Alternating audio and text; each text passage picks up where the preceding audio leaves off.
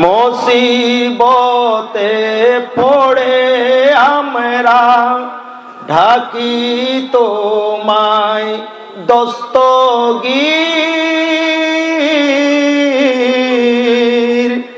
মুহূর্তেতে উদ্ধার করো, মুহূর্তেতে উদ্ধার করো ওগো মোদের বড় পীর, ওগো মোদের বড় পীর। নাই তুলনা, নাই তুলনা বিশ্বে তোমার, পীরানে পীর লাসানি আব্দুল কাদের জিলানি, আব্দুল কাদের জিলানি। ওলি দিগর রাজা মহারাজ লাও মোদের সালাম কানি, আব্দুল কাদের জিলানি। কি পাগরে রাখো মোদের লাজ, ও গো কুতুবে রব্বানি, আব্দুল কাদের জিলানি, আব্দুল কাদের জিলানি। ফুট পানি বেশি দিয়েছে, সবুতি সেই নীল দরিয়ার পানি 1 ইঞ্চি পরিমাণও কমে নাই। এটা হচ্ছে হযরত ওমরের ইনসাফ। সুবহানাল্লাহ। তাহলে মুসলমানদের কথা দরিয়া শুনেছে কিনা, সমুদ্র শুনেছে কিনা, পানি শুনেছে কিনা, দরিয়ার উপর আমাদের ক্ষমতা ছিল কিনা, পানির উপর আমাদের ক্ষমতা ছিল কিনা, কায়নাতের উপর আমাদের ক্ষমতা ছিল কিনা। একটা পাথর, পাথরও মুসলমানদের কথা শুনেছে, পাথরও মুসলমানদের কথা শুনেছে। দেখেন হযরতে দাতা গঞ্জ বক্সলা করি, আমার কথা শেষের দিকে, যেহেতু আউলিয়া কেরামের হযরতে দাতা গঞ্জ বক্সলা লাহুরি, লাহুরে যার মাজার শরীফ এখানেই আছে। হযরতে খাজা গরিবে নওয়াজ ভারতবর্ষ অভিযানের আগে যার মাজারের মধ্যে 40 দিন ছিলেন। সুবহানাল্লাহ। আজকে তোমরাই বলো মাজার নাই, নাউজুবিল্লাহ বলেন। খাজা গরিবে নওয়াজ পাক ভারত উপমহাদেশে আসার আগে, এই ভারতবর্ষ বিজয় করার আগে হযরতে দাতা গঞ্জ বক্স লাহুরের মাজার শরীফের মধ্যে 40 দিন পর্যন্ত চিল্লা দিয়েছে। সুবহানাল্লাহ। আজকে তোমরাই বলো মাজার নাই, মাজার বেদাত, নাউজুবিল্লাহ বলেন। আল্লাহ তাদেরকে হেদায়েত দান করুক, আমিন বলুন। দাতা গঞ্জ বক্স লাহুরের হযরতে আলী হাজবরি নাম। দাতা গঞ্জ বক্স, দাতা, দাতা মানে যিনি দেন, যিনি, এমন দাতা যিনি দেওয়ার পরে মানুষ বাদশা হয়ে যায়। সুবহানাল্লাহ। যিনি দান করার পরে দাতা কাকে বলা হয়? যিনি দান করার পরে যাকে দান করবে তিনি বাদশা হয়ে যাবে, দ্বিতীয়বার এইভাবে আর করবে না। এখন তো দাতা অনেক আছে, দেওয়ার পরে গরজ যাইতে যাইতে ইনশাসে কি, গরজ যাইতে যাইতে কি হয়ে কি, জোরত তো খাইলেও রাতি আর 1 কেজি চল।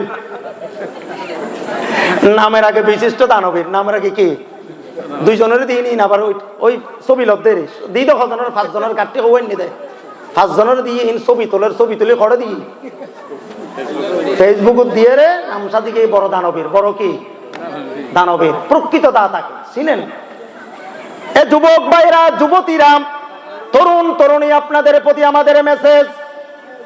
আমাদের একটা সময় ছিল, আমাদের ইসলামের বড় বড় স্কলার গুলোর জীবন দেখেন। যুবক তোমার চরিত্র পাল্টিয়ে যাবে, তরুণ তোমার জীবন পাল্টিয়ে যাবে। হযরতে দাতা গঞ্জ বক্স লাহুরি আলী হাজবরি একজন মানুষ, উনি তো আল্লাহর ওলির দরবারে মানুষ যায় কিনা, উনার জীবদ্দশায়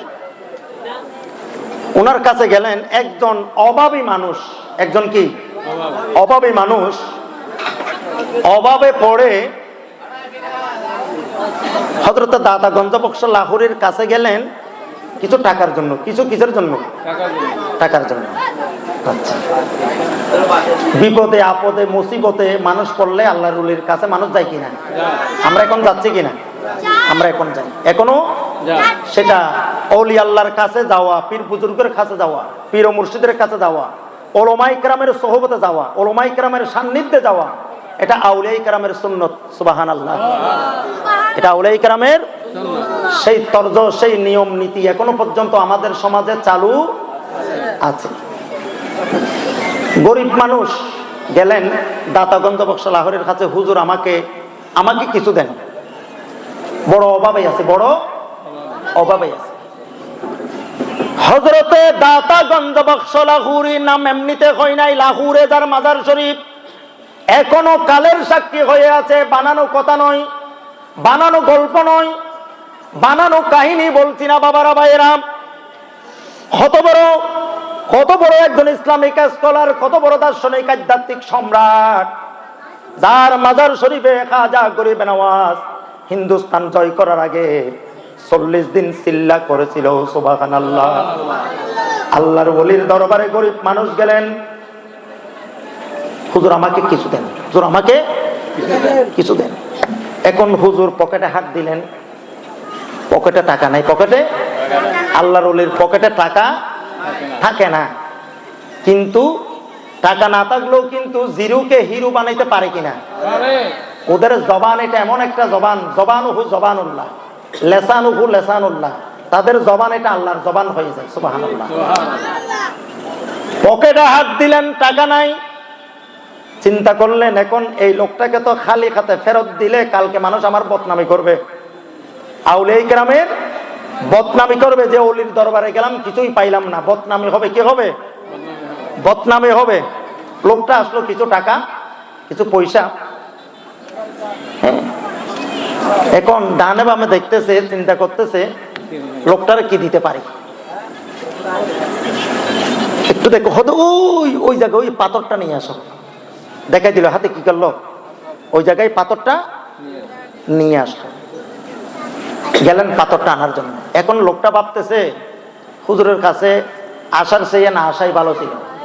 আইলাম হুজুরের থেকে কিছু নেওয়ার জন্য, আর হুজুর আমার আনতে বলছে তো পাথর, না জানি এই পাথর আমার মাথায় মারে, ভাবতেছে আর কি। হুজুর তো টাকা দিচ্ছে না, এখন আবার পাথর দিয়ে যদি আমার মাথায় যদি একটা যদি কি মারে, আঘাত করে কোন অবস্থা হয়, যাই হোক হুজুরের নির্দেশ তো। গিয়ে পাথর আনতে বলছে, ওই বড়টা ইশারা করছে, বড় একটা পাথর। লোকটা করলো কি, বড় পাথরের পাশে একটা ছোট পাথর ছিল, ছোট পাথরটা নিল। বলো তো ছোট পাথর দিয়ে মারলে একটু আঘাত কম পাবো, বড় পাথর দিয়ে মারলে তো মাথা থাকবে না। এইভাবে পাথর কোনটা আনলো? কোনটা আনলো? আওয়াজ দিয়ে কথা বলেন, পাথর কোনটা নিল? ভয়ে কাঁপতেছে, কি জন্য আইলাম হুজুরের দরবারে, আজকে তো পাথর মেরে মাথা শেষ। শেষ পর্যন্ত কাঁপতে কাঁপতে আল্লাহর ওই গরিব বান্দা ছোট্ট ওই পাথর হযরতে দাতাগঞ্জ বক্স লাহুরীর হাতে সমর্পণ করলেন। হুজুর পাথর নেন। হযরতে দাতাগঞ্জ বক্স লাহুরী 2 চক্ষু বন্ধ করলেন। 2 চক্ষু বন্ধ করে এখন মন্ত্র পড়তেছে। কি পড়তেছে? এদিকে তাকান। হযরতে দাতাগঞ্জ বক্স লাহুরী পাথরটা হাতে নিলেন। কি নিলেন? পাথর হাতে নিয়ে চক্ষু বন্ধ করে মন্ত্র পড়তেছে। কি পড়তেছে? মন্ত্র আমাদের আছে কিনা? মন্ত্র আমাদের আছে কিনা? আমার বাবারা ভাইয়েরা গভীর মনোযোগ। এলাকার তরুণ তরুণী, যুবক যুবতী, ইয়াং জেনারেশন, আমাদের অতীত কিরকম ছিল, আমাদের লোকগুলো, আমাদের বুজুর্গগুলো কেমন ছিল, কত বড় সায়েন্টিফিক, কত বড় বিজ্ঞানী, কত বড় টেকনোলজি। পৃথিবীর কোন টেকনোলজি দিয়ে আমার বাবারা ভাইয়েরা হযরতে দাতাগঞ্জ বক্স লাহুরী চক্ষু বন্ধ করে হাতের মুঠোয় ওই ছোট্ট পাথরটা নিয়ে পড়তে লাগলেন, কুল হুয়াল্লাহু আহাদ। পড়েন, কুল হুয়াল্লাহু আহাদ আল্লাহুস সামাদ লাম ইয়ালিদ ওয়া লাম ইউলাদ ওয়া লাম ইয়াকুল লাহু কুফুয়ান আহাদ। দাতাগঞ্জ বক্স লাহুরী এই কুল হুয়াল্লাহ শরীফ, যাকে আমরা ইখলাস বলি, সূরা ইখলাস শরীফ আমরা বলি একবার পড়লে 10 পারার খতম, 10 পারা পড়ার সওয়াব পাওয়া যায়। 3 বার পড়লে 1 খতমের সওয়াব পাওয়া যায়। সুবহানাল্লাহ। কয়বার পড়লে 1 খতম? একবার পড়লে 10 পারা, 2 বার পড়লে 20 পারা, 3 বার পড়লে 30 পারা, 1 খতমের সওয়াব পাওয়া যায়। সুবহানাল্লাহ। পড়তে না তো 1.5 মিনিট লাগবে আর কি, 1 মিনিট থেকে 1.5 মিনিট, 1 মিনিট থেকে 1.5 মিনিট লাগবে। 1 খতমের সওয়াব আমার আপনার আমল নামায় লিখে দিবেন কে? আল্লাহ। সেই সূরা ইখলাস আমরা চাই কি চাই না? চাই। আমার বাবারা ভাইরা, আল্লাহর ওলি হযরতে দাতা গঞ্জ বখশ লাহুরি সূরা ইখলাস শরীফ তেলাওয়াত, এখানে আল্লাহর ওলির জবান দেখেন না ভাই, কি হয়ে গেছে? বিশাল একটা স্বর্ণের টুকরা, এটা দিয়ে পাথর ছিল এত বড়, এটা বড় একটা স্বর্ণের টুকরা হয়ে গেছে। সুবহানাল্লাহ। এখন বউকে নিয়ে পরামর্শ, এখন বউয়ে কাণ্ড দেখার পরে বউ ছিল খুব ইমানদার, অভাবের ভিতরও এখন স্বামীকে মনে করতেছে স্বামী চুরি করে আনছে, এত বড় স্বর্ণের টুকরা কোথায় পাইল? এত বড় স্বর্ণের টুকরা কোথায় পাইল? বউ তাকে প্রশ্ন করতেছে, এত বড় স্বর্ণের টুকরা কোথায় পাইছো? আমাকে বলতে হবে। তুমি চুরি করেছো, ডাকাতি করেছো, হাইজাকার করেছো, কারো থেকে কেড়ে নিয়েছো, কারো থেকে এইভাবে তুমি নিয়েছো? স্বামী বলতেছে, ও আমার প্রিয়তমা স্ত্রী, তুমি বিশ্বাস করো আমি চুরি করি নাই, ডাকাতি করি নাই, হাইজাকার করি নাই, আমি প্রতারণার মাধ্যমে এই স্বর্ণ টুকরা এখানে আনি নাই। তুমি বিশ্বাস করো, আমি আল্লাহর ওলি হযরতে দাতা গঞ্জ বখশ লাহুরের কাছে গিয়েছিলাম, তিনি আমাকে একটা পাথর আনার জন্য বলেছিল, আমি তাকে একটা পাথর দিলাম, ওই পাথরের মধ্যে উনি ফু দিয়েছে, একটা সূরা পড়ে ফু দিয়েছে। ফু দেওয়ার সাথে সাথে হাতের মুঠোর পাথর আর পাথর হয়, পাথর ছিল না, সেটার সাথে সাথে স্বর্ণের টুকরা হয়ে গেছে। আল্লাহর ওলির ফুয়ের বরকত। সুবহানাল্লাহ। সব পাথর এনে আমার সামনে রাখো। বউ করলো কি, আশেপাশে যতগুলো পাথর পাইছে আর কি, পাথর কুড়াইয়া সব কিছু স্বামীর সামনে থাকলো। এবার স্বামী গোসল করে, ওযু করে, তাসবিহ তাহলিল পরে 2 রাকাত নামাজ পড়ে একবার চোখ বন্ধ করে সারা রাত পরে এই টালের উপর, পাথরের টালের উপর কি দিচ্ছে? ফু দিচ্ছে। কুল হুয়াল্লাহু আহাদ আল্লাহুস সামাদ লাম ইয়ালিদ ওয়া লাম ইউলাদ ওয়া লাম ইয়াকুল লাহু কুফুয়ান আহাদ। কুল হুয়াল্লাহু আহাদ আল্লাহুস সামাদ লাম ইয়ালিদ ওয়া লাম ইউলাদ ওয়া লাম ইয়াকুল লাহু কুফুয়ান আহাদ। সারা রাত ফু দিল। কি দিল? সারা রাত ফু দিল চোখ বন্ধ করে। মনে করছে মানে পাথর বেশি, একটু বেশি পড়তে হবে। পাথর বেশি, একটা দুইটা পাথর না, অনেক পাথর তো। একটা পাথরের জন্য হুজুর একবার পড়েছে, তো এখানে পাথর বেশি। চোখ বন্ধ করে সারা রাত ফু দিচ্ছে। সকালবেলা দেখে পাথরই থেকে গেল, পাথরই থেকে গেল। তাহলে অস্ত্র আছে কিন্তু প্রয়োগ নাই। আমরা প্রয়োগ জানি না, আমরা প্রয়োগ। তাহলে জবান এটা যেমন তেমন জবান নয়। আমার বাবারা ভাইরা, আমার আল্লাহ দাতা গঞ্জ বখশ লাহুরিকে এমন একটা জবান দিলেন, যেই জবানে তাকানোর সাথে সাথে পাথরের দিকে নজর পড়েছে, দরখতের দিকেই নজর পড়েছে, পাথরের দিকে নজর পড়ার সাথে সাথে পাথর আর পাথর থাকলো না, সেটা স্বর্ণ হয়ে গেছে। আল্লাহর ওলির নজর যখন মানুষের উপর পড়ে, সেটা কুতুব হয়ে যায়, সেটা আবদাল হয়ে যায়, সেটা আওতাত হয়ে যায়, সেটা আল্লাহর ওলি হয়ে যায়। আমার গৌসে মাইজভান্ডার হযরত কেবলা আলম সৈয়দ আহমদুল্লাহ মাইজভান্ডারী কেবলা কাবার নজর পড়েছে, আমিরুল আউলিয়া আমিরুজ জামান হয়ে গেছে। সুবহানাল্লাহ। গৌসে মাইজভান্ডারীর নজর পড়ার সাথে সাথে আমিরুল আউলিয়া আমিরুজ্জামান আল মাইজভান্ডারী হয়ে গেছে। জোরে বলেন সুবহানাল্লাহ। কালা শোনা না? কি শোনা বলে? কালা শোনা। সেই রকম আমার গৌসে মাইজভান্ডারীর নজর পড়ার সাথে সাথেই পাথর যেমন স্বর্ণ হয়ে যায়, আমার গৌসে মাইজভান্ডারীর নজর পড়ার সাথে সাথে হযরতে আব্দুল হাকিম শাহ আল মাইজভান্ডারী হয়ে গেছে। এটা নজর দিয়ে হয়েছে। কি হয়েছে? নজর দিয়ে হয়েছে। নেগাহে ওলি মে ইয়ে তাসির দেখো। সুবহানাল্লাহ। আমরা সেরকম একটা, তাহলে এগুলো হচ্ছে দুনিয়ার সমস্ত বিজ্ঞান যদি এক জায়গায় করেন, দুনিয়ার সমস্ত সায়েন্স, সমস্ত টেকনোলজি যদি এক জায়গায় করেন, আর গবেষণা যদি চালিয়ে যান, কিয়ামত পর্যন্ত সময় দেওয়া হবে। পৃথিবীর কোনো বৈজ্ঞানিক, কোনো সায়েন্টিফিক, কোনো সায়েন্স, কোনো টেকনোলজি পাথরকে স্বর্ণ বানাইতে পারবে না। পৃথিবীর কোনো বিজ্ঞানীর পক্ষে পাথর স্বর্ণ বানাইতে পারবে? পাথর স্বর্ণ বানাইতে পারবে না। তাহলে এটা কোন ধরনের বিজ্ঞানী? তাহলে সবথেকে বড় বিজ্ঞানী হচ্ছে আল্লাহর ওলিরা। কথা বলেন ঠিক কিনা? তারা কোনো ল্যাবরেটরিতে পড়ালেখা করে নাই, কোন ল্যাবরেটরিতে পরীক্ষা নিরীক্ষা ছাড়া নজর পড়ার সাথে সাথে, ফু দেওয়ার সাথে সাথে জিরু হিরু হয়ে যায়, পাথর স্বর্ণ হয়ে যায়, মরা কলব জিন্দা হয়ে যায়, তকদির চমকাইয়া যায়, কুতুবুল আকতাব হয়ে যায়, ওলি হয়ে যায়, সিনিয়র ক্লাসের একজন আল্লাহর ওলি হয়ে যায়। জোরে বলেন সুবহানাল্লাহ। হযরত ওমর রাদিয়াল্লাহু তাআলা আনহু তাম বিশ্বের যখন খলিফা নির্বাচিত হলেন, মিশরের গভর্নর নিযুক্ত করলেন হযরত ওমর ইবনুল আস। হযরতে আমর ইবনুল আস ইনাকে হযরত ওমর মিশরের গভর্নর নিযুক্ত দিলেন। মিশরের গভর্নর নিযুক্ত করে উনি মিশর রাজ্য চালাচ্ছেন, ক্ষমতা উনি চালাচ্ছেন। কিন্তু একটা পর্যায়ে উনি দেখলেন নীল নদ শুকিয়ে গেছে। নীল নদ কি হয়ে গেছে? শুকিয়ে গেছে।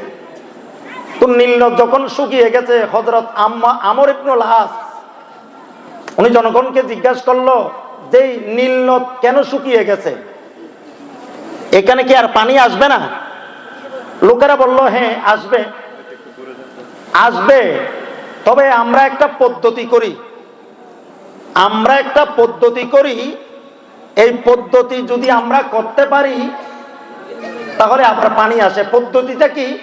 এটা একটা অপসংস্কৃতি, এটা একটা কুসংস্কার, যেটা ইসলাম মানে না, ইসলাম সমর্থন করে না। যদি একটা ষোড়শী রূপসী তড়িতম্বী এক সুন্দরী যুবতীকে যদি এখানে বলি দেওয়া হয়, বলি কি দেওয়া হয়? বলি নাম শুনেন নাই? নাম শুনেছেন কিনা? আমরা কোন জায়গায় কোনো কিছু আটকে গেলে, মানুষ মারা গেলে কত বলি হাই, কি হাই বলি কিনা?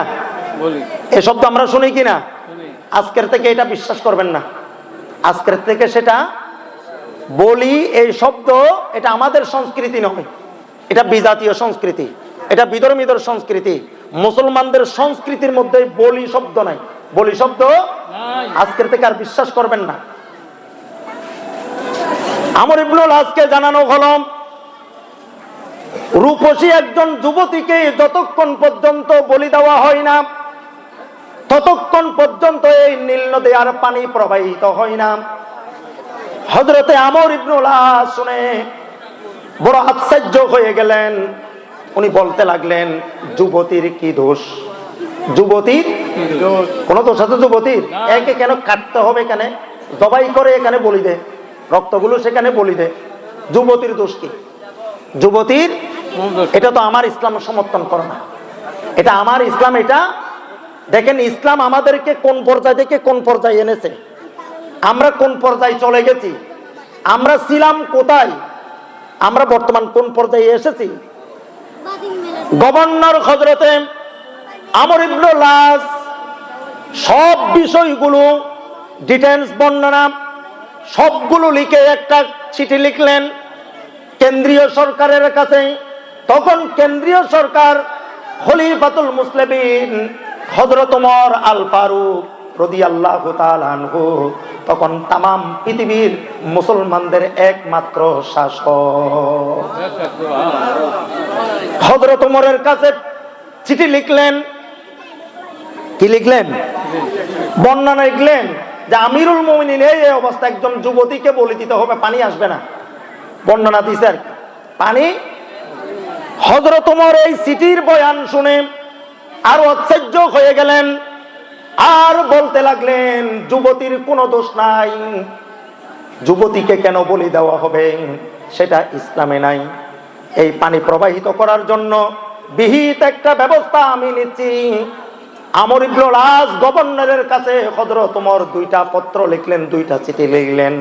একটা আমর ইবনে আসের কাছে লিখলেন, আর একটা চিঠি লিখলেন নদীর কাছে। কার কাছে চিঠি লিখলেন? নদীর কাছে। কার কাছে? নদীর কাছে। দেখেন মুসলমানদের ইতিহাস, আমাদের একটা ইতিহাস ছিল। হযরত ওমর কার কাছে চিঠি লিখেন? নদীর কাছে। মিন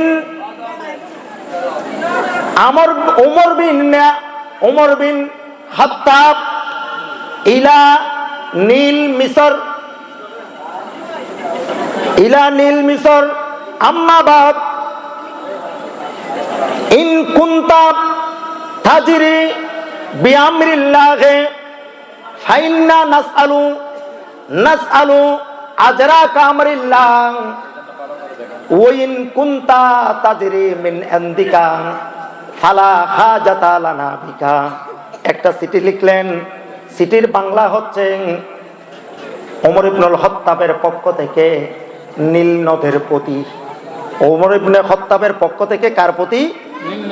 নীল নদের প্রতি।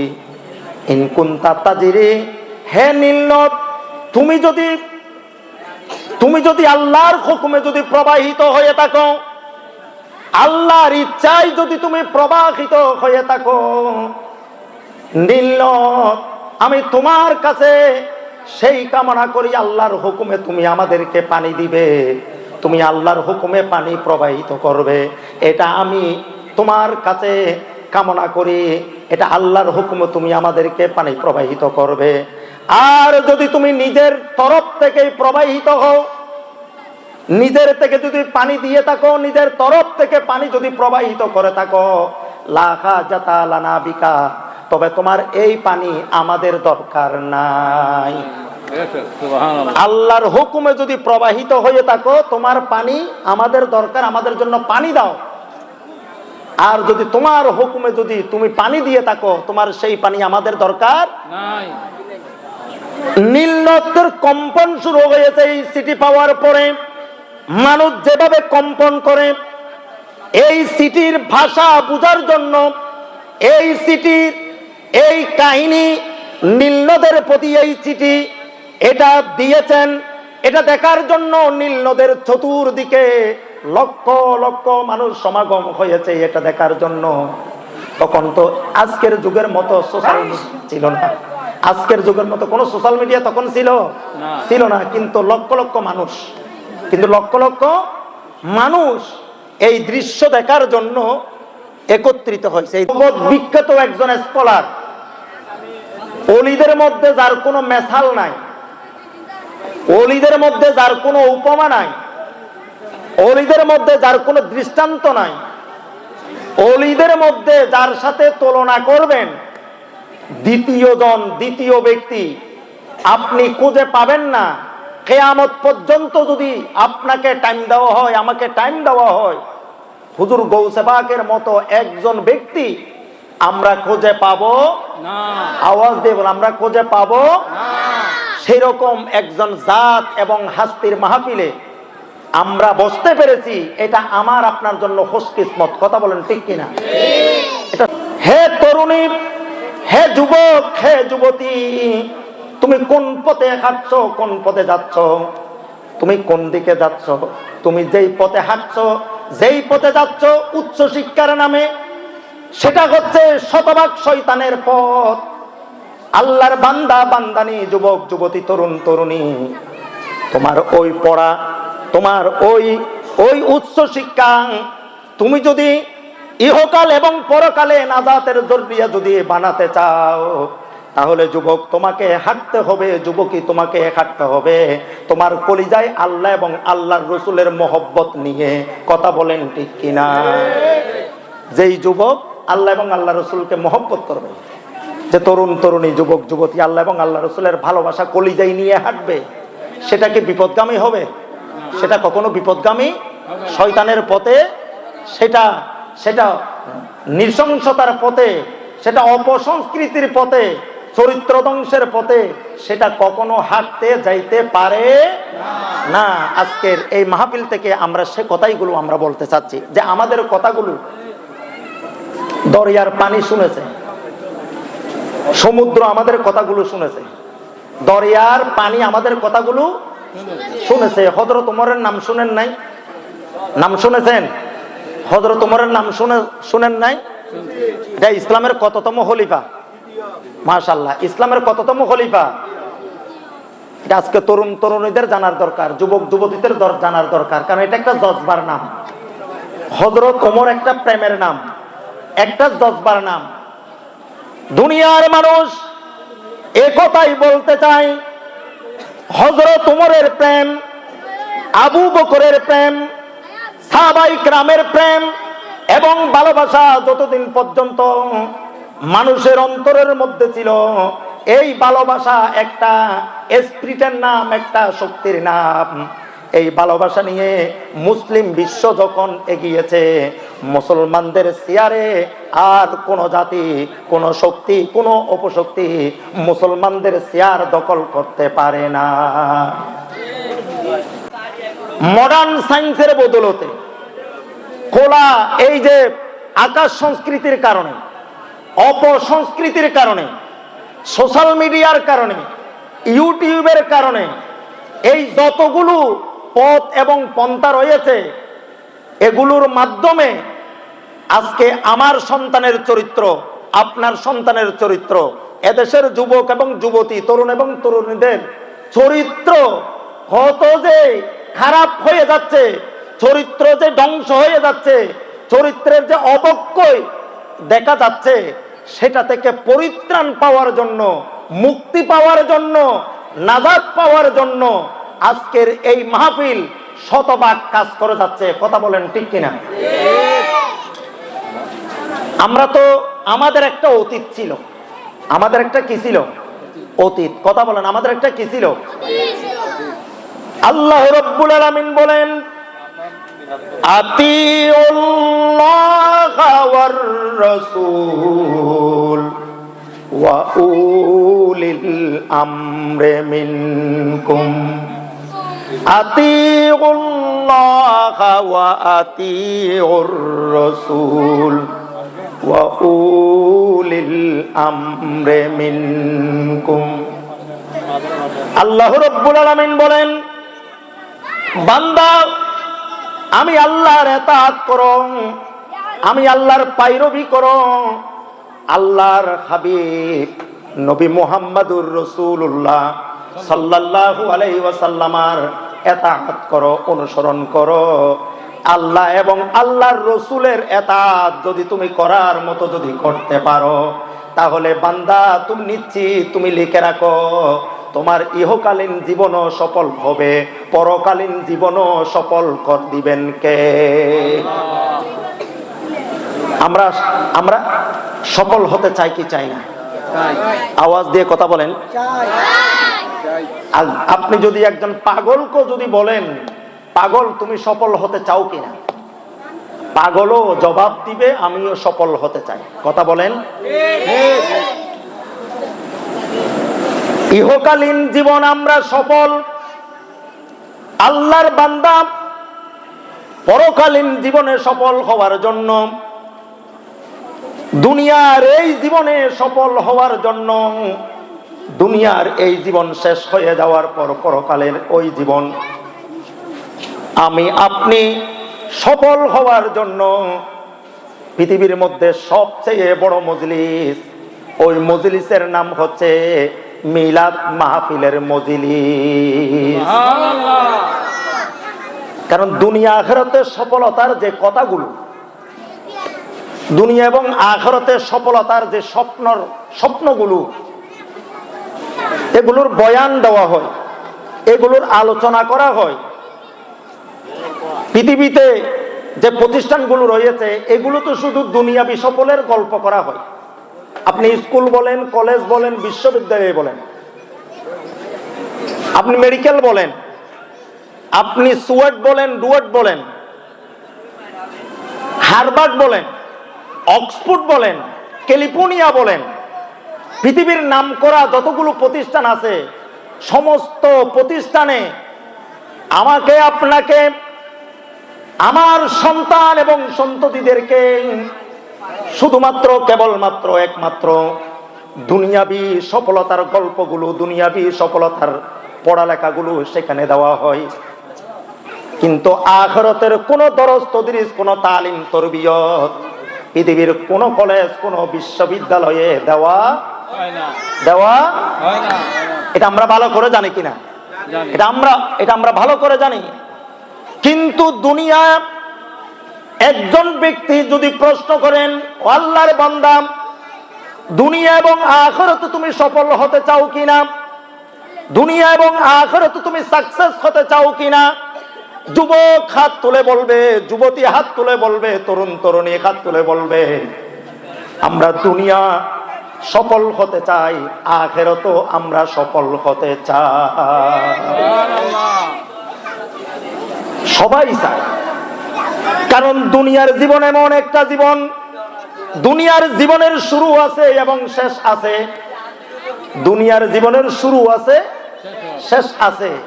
পরকালীন জীবনের শুরু আছে কিন্তু শেষ নাই। কথা বলেন, পরকালীন জিন্দেগির কি আছে?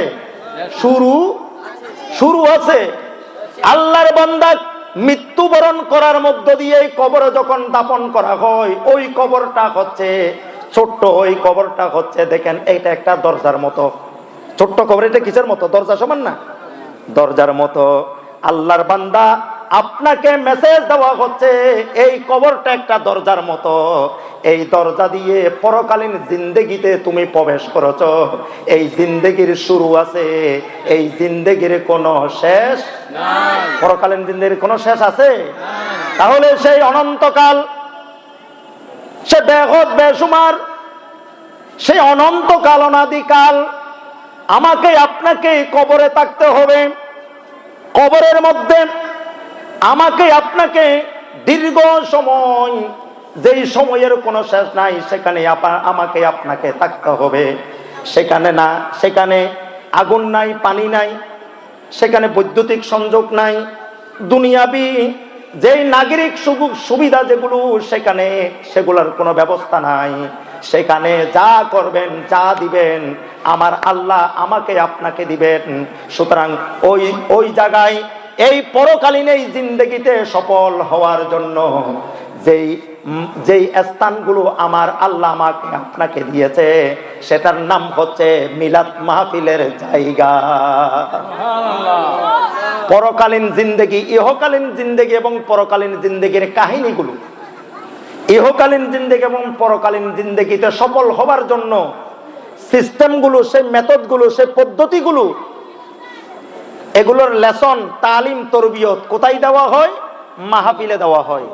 উলামা ইকরামের সোহবতে আসলে, উলামা ইকরামের সান্নিধ্যে আসলে, মসজিদের মিম্বরের সামনে গেলে, জুমাবারের খুতবা যদি শুনেন, আউলিয়া ইকরামের সোহবতে যদি যান, আউলিয়া ইকরামের সান্নিধ্যে যখন আপনি যাবেন, উলামা ইকরামের সান্নিধ্যে যখন আপনি যাবেন, বড় বড় মাদ্রাসাগুলো, যেই মাদ্রাসাগুলোতে কোরআন পড়া হয়, হাদিস পড়া হয়, তাফসীর পড়া হয়, ওইগুলোতে যখন আপনি যাবেন, তখন আপনাকে বলে দেওয়া হবে, বান্দা, ইহকালীন জীবন কিভাবে সফল হতে হবে, পরকালীন জীবন কিভাবে সফল হতে হবে, সমস্ত তালিম, তরবিয়ত, লেসন এইগুলো সেখানেই পরিপূর্ণভাবে শিক্ষা দেওয়া হয়। কথা বলেন ঠিক কিনা?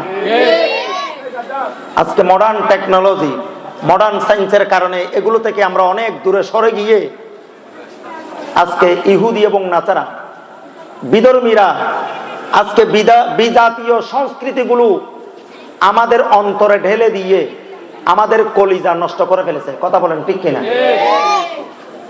আজকে যুবকের অন্তরে নামাজের মহব্বত নাই, আল্লাহর মহব্বত নাই, রাসূলুল্লাহর ভালোবাসা নাই, নামাজের মহব্বত নাই, দিন ধর্মের মহব্বত নাই, কোরআন সুন্নাহর ভালোবাসা নাই, সাহাবায়ে কেরামের তাজিম নাই, আউলিয়া কেরামের তাজিম নাই, আহলে বাইত কি জিনিস সেটা আমরা চিনি না।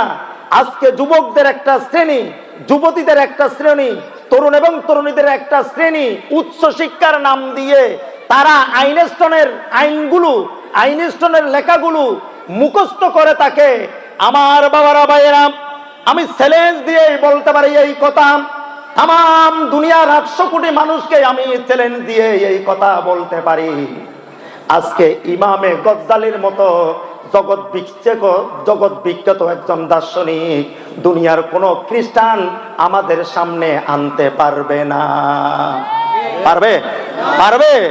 বড় বড় দার্শনিক গুলো আমাদের, আপনি মাওলানা রুমি বলেন, ইমামে গজ্জালি বলেন, আল্লামা ইকবাল বলেন, মহিউদ্দিন ইবনে আরবি বলেন, ইমামে আজম আবু হানিফা বলেন, ইমাম শাফি বলেন, ইমাম মালিক বলেন, ইমাম আহমদ ইবনে হাম্বল বলেন, হুজুর গৌসে বাগ বলেন, খাজা গরিবে নওয়াজ বলেন, আমার গৌসে মাইজভান্ডারী বলেন, শাহে আমানত বলেন, শাইখে শ্রীকুট বলেন, এই বড় বড় এই স্কলার গুলো, এটা আমাদের সম্পদ।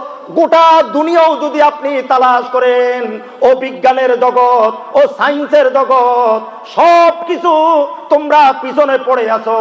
খাজা গরিবে নওয়াজের বিজ্ঞানের সামনে, হুজুর গৌসে বাকের সায়েন্সের সামনে, আউলিয়া ইকরামের আধ্যাত্মিক এই সায়েন্সের সামনে, টেকনোলজির সামনে, তোমাদের এই টেকনোলজি, তোমাদের এই বিজ্ঞান কখনো স্থান পেতে পারে না।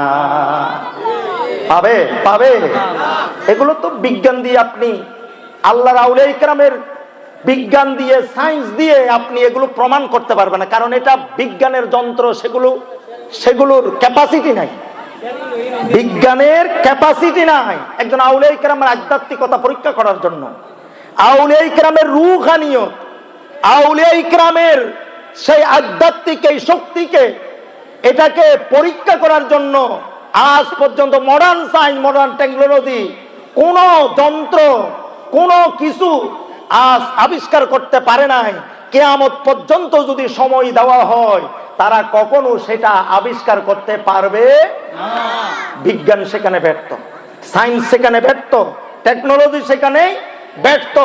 পৃথিবীতে আমরাই ছিলাম আমরা কারা? আমরা মুসলমান। আমরা কারা? বলেন আমরা কারা? আল্লাহর বান্দা। এমন একটা সময় ছিল মুসলমানদের, যখন আমরা পৃথিবীর রাজা ছিলাম, যখন আমরা পৃথিবীর বাদশা ছিলাম, গোটা পৃথিবী আমরা শাসন করেছিলাম, গোটা পৃথিবী আমাদের হাতের মুঠোর মধ্যে ছিল। ইসলামিক স্কলার যাদের নাম বলেছি, এদের জ্ঞান বিজ্ঞান দিয়ে এই পৃথিবী 750 বছর মুসলমানরা দাপটের সাথে পরিচালনা করেছিল। কত বছর? 750 বছর মুসলমানরা দাপটের সাথে। ক্ষমতা আমাদের ছিল। আমার বাবারা, ক্ষমতা কাদের ছিল? ক্ষমতা আমাদের ছিল, চেয়ার আমাদের ছিল, কর্তৃত্ব আমাদের ছিল, নেতৃত্ব আমাদের ছিল। আল্লাহর বান্দা, আশ্চর্য হয়ে যাবেন, মুসলমানদের ক্ষমতা শুনলে আপনারা আশ্চর্য হয়ে যাবেন। গর্তের পিপারা থেকেই শুরু করে একেবারে জিবরাইল আমিন পর্যন্ত, গোটা দুনিয়া, আল্লাহর গোটা মাহলুক, আল্লাহর গোটা সৃষ্টি মুসলমানদের কথাগুলো শুনেছিল, আমাদের কথা শুনেছিল, মুসলমানদের কথা শুনেছিল, হযরত ওমরের কথা শুনেছিল, ইমামে গজ্জালির কথা শুনেছিল। 750 বছর পর্যন্ত তামাম দুনিয়ায় মুসলমানরা নেতৃত্ব এবং কর্তৃত্ব দিয়ে এটাই প্রমাণ করেছে ইসলাম হচ্ছে সত্য ধর্ম। কারণ হুজুর গৌসে বাক এমন একটা জাত, যেই জাতের আলোচনা, যেই জাতের বয়ানের মধ্যে যুবকদের একটা মেসেজ আছে, তরুণদের একটা মেসেজ আছে। যুবক যুবতী, তরুণ তরুণী, ইয়াং জেনারেশন যারা আছে, তাদের একটা মেসেজ এখানে রয়েছে। আজকে আমরা হুজুর গৌসে বাককে জানার মতো যদি জানতে পারি, চিনার মতো যদি চিনতে পারি, বুঝার মতো যদি বুঝতে পারি, আজকে আমাদের কোমলমতি এই যুবকদের একটা শ্রেণী, যুবক যুবতীদের একটা শ্রেণী, তরুণ তরুণীদের একটা শ্রেণী, একটা ক্লাস, একটা দল আজকে শয়তানের দিকে ধাবিত হচ্ছে, আজকে কুসংস্কারের দিকে ধাবিত হচ্ছে, ইহুদি নাসরার সংস্কৃতির দিকেই ধাবিত হচ্ছে। আজকে তাদের চরিত্রের যে অবক্ষয় আমরা অবলোকন করছি, তাদের চরিত্রে যে ক্ষয় শুরু হয়েছে, তাদের চরিত্র যে আজকে ধ্বংসের ধার প্রান্তে যেই চলে যাচ্ছে, সেটা যে আমরা অবলোকন করছি।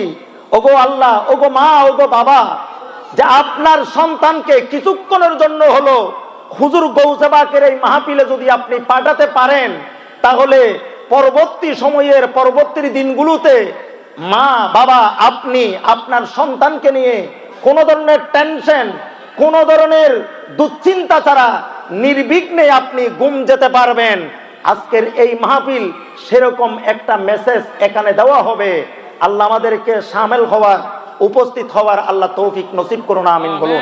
দুনিয়ার কুল কায়নাত আল্লাহর যতগুলো মাহলুক, আল্লাহর যতগুলো সৃষ্টি ছিল, সমস্ত সৃষ্টি মুসলমানদের আঙ্গুলের ইশারায় উঠতে বললে উঠেছে, বসতে বললে বসেছে। মুসলমানদের সেরকম একটা জজবা এবং স্পিরিট, মুসলমানদের ভিতরে সেরকম একটা ইমানি শক্তি, ইমানি জজবা, ইমানি কুওয়াত তামাম বিশ্ববাসীকেই দেখিয়েছিল। কথা বলেন ঠিক কিনা?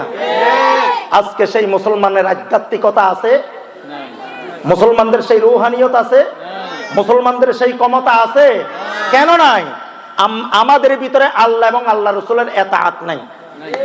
যতদিন পর্যন্ত মুসলমানরা আল্লাহ এবং আল্লাহ রসুলের এতাআত করেছিল, আল্লাহ এবং আল্লাহ রসুলের গোলামি করেছিল, আল্লাহ এবং আল্লাহ রসুলের পাইরবি করেছিল, ততদিন পর্যন্ত আমার আল্লাহ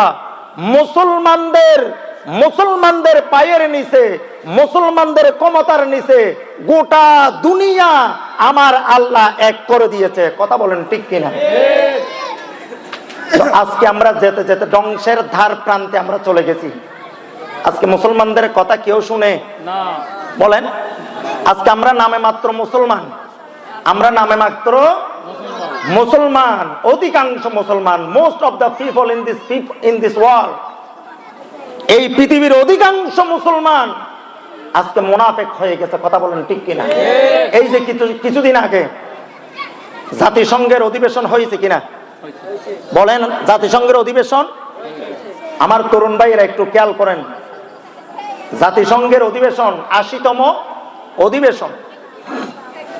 বাংলাদেশ থেকে ১০৪ জনের একটা গ্রুপ, মাননীয় প্রধান উপদেষ্টার নেতৃত্বে ১০৪ জনের একটা টিম, একটা দল সেখানে গিয়েছে। সেখানে কি গিয়েছে আমরা দেখি যে সোশ্যাল মিডিয়ায় আমরা দেখেছি। এতজন লোক কেন গিয়েছে সেটা আমরা জানি না। রিক্সাওয়ালা, ভ্যানওয়ালা, গরিব, কৃষক, মেহনতি মানুষের ট্যাক্সের টাকায় ১০৪ জন মানুষ এই ব্যয়বহুল, সেটা কিন্তু আমাদের জন্য মানায় না। আমাদের জন্য 10 মিনিটের বক্তব্য একজন দিবে, দেশের প্রতিনিধি 10 মিনিটের একটা বক্তব্য।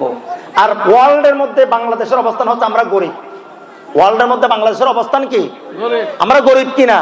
গরিব দেশের মানুষ, গরিব দেশের প্রেসিডেন্ট যখন কথা বলে জাতিসংঘে, তখন অন্যান্য দেশের যারা আছে এরা কিন্তু উঠে যায়, এরা থাকে না, গুরুত্ব দিয়ে শুনে না, গুরুত্ব দিয়ে। এটা পুয়ার কান্ট্রি, গরিব দেশ, বলবে কি আর, ভিক্ষা চাইবে আর কি। এই ভাবনায় আমাদের দেশের কোনো গুরুত্ব সেখানে নাই। আমার বাবারা ভাইয়ের আমি বলতে চাচ্ছি,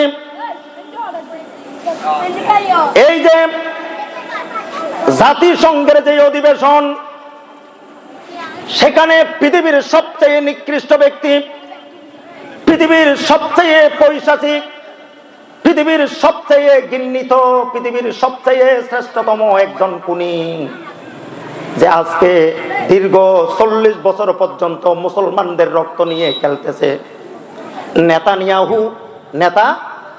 কথা বলেন, নেতানিয়াহু যখন বক্তব্য করে, নেতানিয়াহু যখন বক্তব্য দেওয়ার জন্য দাঁড়ায়, তখন সবাই উঠে যায়, তার বক্তব্য শোনা নাই, ঘৃণা ভরে প্রত্যাখ্যান করেছে। কথা বলেন, ঘৃণা ভরে কি করেছে? প্রত্যাখ্যান করেছে। কিন্তু ঘৃণা ভরে প্রত্যাখ্যান করলো নেতানিয়াহু, কিন্তু তার বক্তব্য সেখানেই দিয়েছে। একেবারে মানে হল শূন্য হলে দেওয়ালকে আওয়াজগুলো শোনাইছে। জাতিসংঘের অধিবেশনে যে দেওয়াল আছে, কেউ না থাকলে সেখানে দেওয়াল তো আছে, টুল টেবিল চেয়ার যেগুলো আছে, এগুলোকে তার ধ্বনিগুলো শোনাইছে। সোশ্যাল মিডিয়ায় সেটা কিন্তু ভাইরাল হয়ে গেছে, তার বক্তব্য। কেউ না শুনলো, কিন্তু বক্তব্য দিয়েছে। গভীর মনোযোগ আমার বাবারা ভাইয়েরা, আজকে তামাম দুনিয়ার 200 কোটি মুসলমানের মধ্যে ইমানদার কয়জন পাবেন? পৃথিবীর অধিকাংশ রাষ্ট্রের প্রধান, পৃথিবীর অধিকাংশ মুসলমান কান্ট্রির প্রেসিডেন্ট, মন্ত্রী, মিনিস্টার যারা আছে, এরা যে মুনাফিকের ভূমিকায় রয়েছে সেটা নেতানিয়াহুর বক্তব্যের মধ্যেই উঠে এসেছে। নেতানিয়াহু বলে, আজকে আমার বক্তব্যের সময় তোমরা উঠে যাচ্ছ, আমার বক্তব্য শুনছে না। মুসলমানদের দেশগুলোর প্রতিনিধিরা আমি নেতানিয়াহুর বক্তব্য শুনছে না। আমি নির্দ্বিধায় বলতে পারি, আমি আজকে এই গাজায় যে হত্যাযজ্ঞ আমি চালাচ্ছি দীর্ঘদিন ধরে, দীর্ঘ সময় ধরে, আমাকে যারা হেল্প করে যাচ্ছে ভিতরে ভিতরে ভিতরে ভিতরে, আমাকে যারা সাহায্য করে যাচ্ছে, আমাকে যারা হেল্প করে যাচ্ছে, আমার অভিযান যারা অব্যাহত রেখেছে, তারা আর কেউ নয়, তারা হচ্ছেন মুসলমান দেশের প্রধান যারা রয়েছেন, মুসলমান দেশের প্রেসিডেন্ট এবং মন্ত্রী মিনিস্টার যারা রয়েছেন, তারাই আমাকে গোপনে গোপনে সাহায্য করে যাচ্ছে আর প্রকাশ্য আমাকে নিন্দা করে। প্রকাশ্য আমাকে কি করে? নিন্দা করে, বিবৃতি দিয়ে আমাকে নিন্দা করে, কিন্তু ভিতরে ভিতরে আমাকে কি করে? হেল্প করে। ভিতরে ভিতরে আমাকে কি করে? আমি যাতে গাজাকে আরো মারতে পারি, মুসলমানদেরকে আরো মারতে পারি। তাহলে তার বক্তব্য বোঝা যায় আমরা নামে মুসলমান, আমরা কি নামে মুসলমান, আমরা কিন্তু সবাই কি হয়ে গেছি? মুনাফিক। আমরা সবাই কি হয়ে গেছি?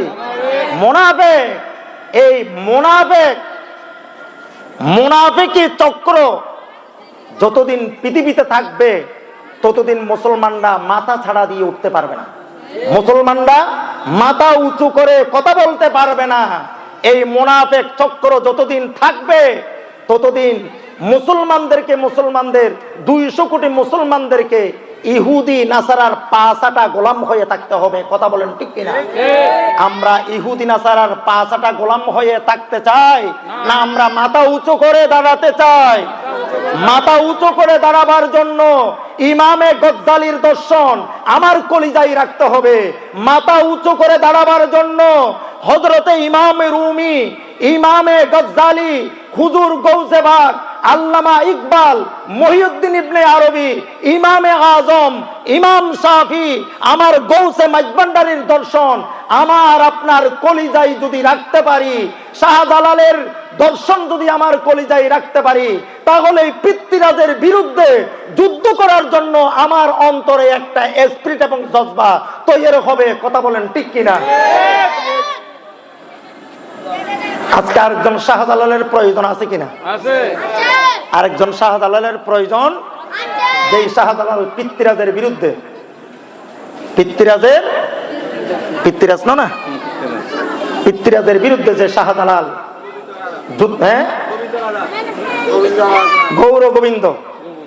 গৌর গোবিন্দের বিরুদ্ধে যেটা যুদ্ধ করেছে, সেই তলোয়ার এখনো তার মাজারে আছে কালের সাক্ষী হিসাবে। কথা বলেন ঠিক কিনা?